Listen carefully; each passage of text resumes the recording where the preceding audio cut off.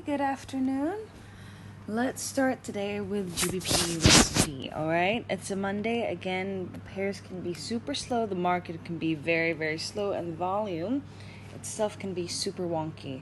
So there will be a high impact news on GBP pairs today. So I'm picking some of the pairs that have GBP crossing.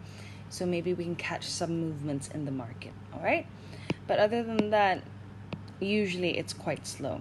Current price is over here. We have two sell zones over here and our buy zone down here. Why did I mark this as my sell zones and buy zone? Engulfing fail. We have another engulfing buy that failed over here. Let me just move this so you see it better. Oops, adjust it a little like that. Okay, an engulfing buy that failed. Price came back over here into the two previous H4s. Played around the key level before dropping.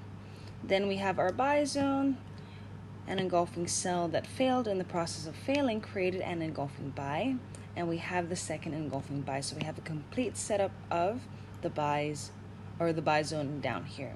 Right? Current price again is over here. What can GBP/USD do? Let's screenshot that. Okay. If it decides to climb up into our sell zone again and respects it, then potentially it could drop back down. But if it decides to drop down into our buy zone and respects that, instead of retracing back into the key level for the sell zone, if it just drops and respects our buys, and then potentially we can catch a spike back up. But if it decides to break either of the zones, right, then potentially it will want to test a higher or lower zone respectively. Meaning it could do this, right? After breaking, it could shoot up into our upper sell zone in one go, or after breaking, the price can retrace back into the key level for a better buy up. Vice versa, it's the same thing for the buy zone, okay, like this. So now, where do you monitor your entries, right? Now that we know where we can potentially enter, where our key levels are, you monitor, let me write that down for you, monitor entries at M5 or let's just put it down, M5 or M15. Okay, so wait for the setup to complete before pressing to lower your risks. Okay, now the current price, it can take a bit of time to move around because we do have a GBP high impact news later in the evening. That's like 5-ish hours to go. So the price might not move a lot until that. Okay, so don't rush. Let's go to the second pair. We have Euro JPY. All right.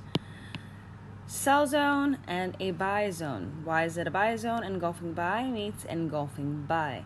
Then we have a sell zone up here and engulfing buy that failed. Price came back, created the first engulfing sell down here. All right.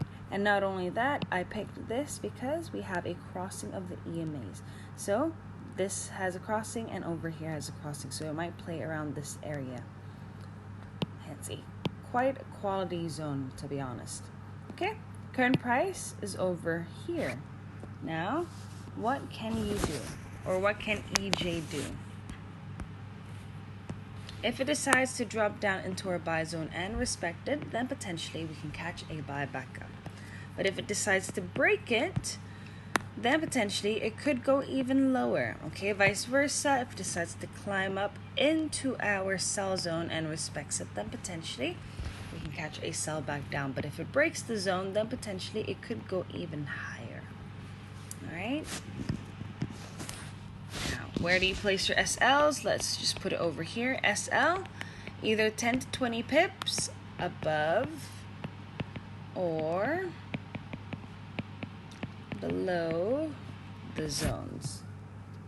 Okay, meaning we have the higher time frame zone, which is on the H4, so either 10 to 20 pips like this, above or below the buy and sell zones respectively.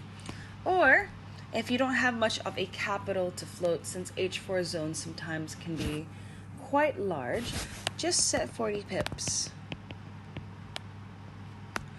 from your entry. Okay, this will give enough space for the price to move around a little because it's a currency pair. It needs a bit of space and time to move before it goes the direction that we want it to, okay, or it decides to. Okay, last but not least, GBP AUD. All right, we have this buy zone down here and a sell zone up here. Why is it a sell zone? Engulfing buy that failed. Then price came back, showed reactions. Sellers over here quite strong, created the first engulfing sell over here and the second engulfing sell. I'm going to take this doji, okay, as the second engulfing sell. So we have a complete setup on the sell. Now for the buy zone over here, this area or this particular support, right, has been touched multiple times, but it is still holding quite strong. We have an engulfing buy that started the whole movement. Price came back, engulfing buy. Over here, even bounced. Another engulfing buy. Another engulfing buy. It closed just right in the zone before creating this. Came back, another engulfing buy. Okay, and even over here. Engulfing buy, engulfing buy, engulfing buy. Okay, so now the price is doing a sideways between these two zones. So either of it will break, right? If not, then it will just keep bouncing between these two zones. Okay, so what can GA do? Screenshot that. If GA decides to respect the buy zone, then potentially we can catch a bounce back up. But if it breaks the zone, then potentially it might want to test a lower zone for a better buy up, because this level has been supporting the price. The buyers over here has been doing a very, very good job trying to keep the price above this level right here. Okay, so if it breaks, I mean, we just got to give it a pat on the back and said, well done, you did your job. We move on to the next, okay? If it breaks, right, it can shoot down in one go or retrace back into the key level for a better sell down towards the lower zone. Okay, vice versa. Same thing for the sell zone, like this. If it respects it, then potentially it can drop back down. But if it breaks it, then potentially it could test a higher zone. Okay, so that's for the three pairs. Please be careful. It is a Monday. The market can be very slow. That's the usual of it. I don't trade Mondays. That's part of my trading plan. So I won't be trading at all today, but I will be monitoring and checking your mappings as usual. Okay? I'll talk to you in a bit. Bye!